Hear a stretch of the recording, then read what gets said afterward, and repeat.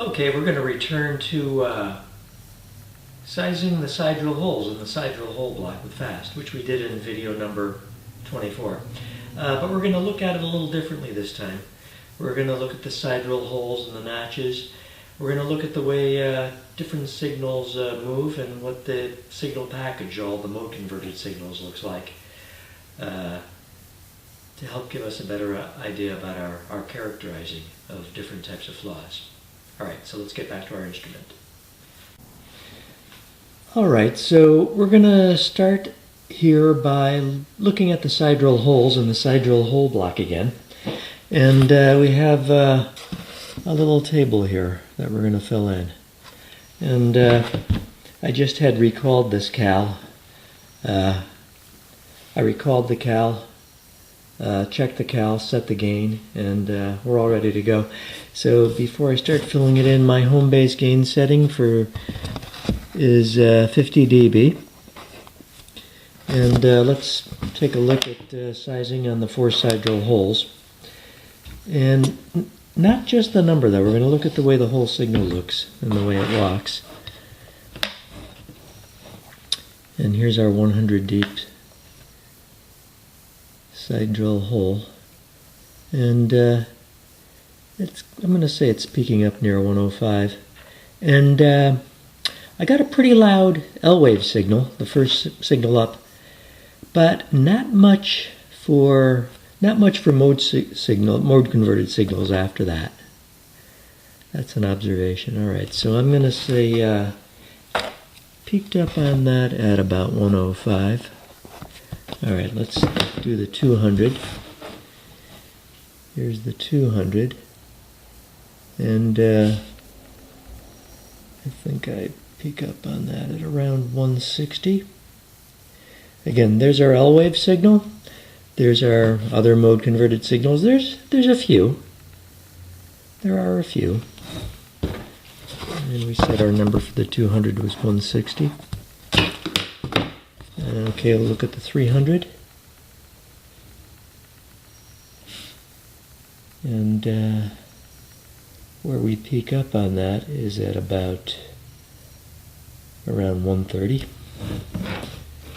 And there's a few mode converted signals. There are a few. 230. Did I say 230? Let's look at that again. Yeah, 230. All right, let's look at the 400.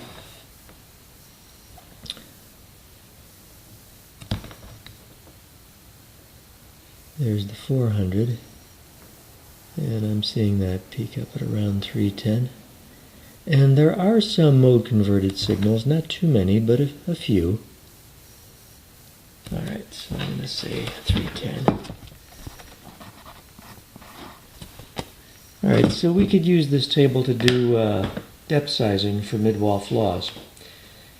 And we could use it to figure out where we think the top of the flaw is. Although don't really have any good ways with manual UT of seeing the bottom of a midwall flaw. Alright, but an observation we had for each of these side drill holes, which are sort of like midwall flaws, they're not ID or OD connected, they didn't have too many mode converted signals. Let's compare that to the notch block.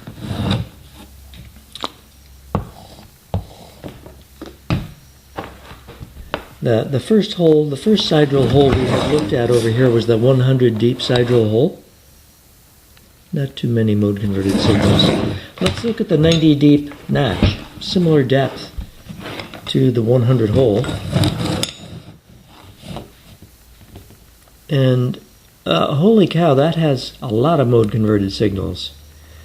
So this should catch your eye right away if you're out there testing something and you see a lot of mode converted signals like that. That should really catch your eye. That's a good sign that it's ID or OD connected when you have a lot of mode converted signals like that. Let's see, the next side drill hole we had looked at for side drill holes was the 200 deep side drill hole. And let's see if I can find a notch that's near 200 deep, like the 90 deep tip. That's 210 deep, that notch. And again, wow, look at the number and loudness of those mode-converted signals. So this is not something that you measure, these mode-converted signals, but it's a qualitative observation.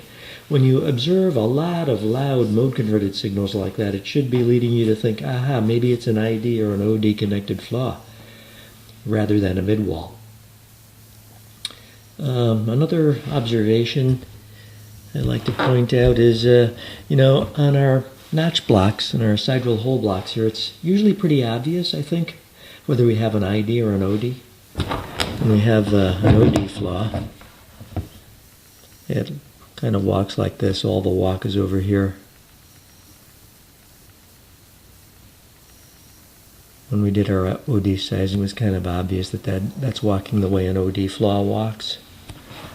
All right, but out in the field when you're doing a natural flaw, and especially if you're on the real thin wall pipe, sometimes it could be difficult to even tell if it's an ID or an OD.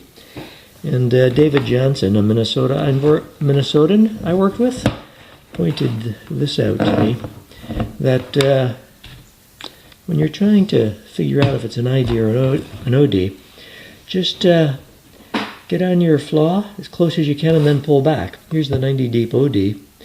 And when you do that, the L wave is the first signal up. Try that with the 60th thou. Again, the L wave is the first signal up. If it's an ID when you're pulling back from it, let's do the 90 again. On the 90, the L wave is the last signal up, and it walks way back. Last signal up, and it walks way back. Same thing for the 60.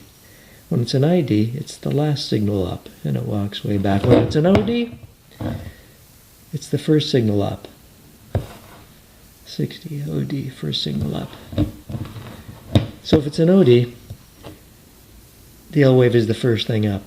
If it's an ID, it's the last signal up. That was a great observation. When he showed me that, I felt like, geez, why didn't I figure that out? But these are observations that you can use to help you to characterize what you have when you're looking at flaws in the field. All right, thanks a lot.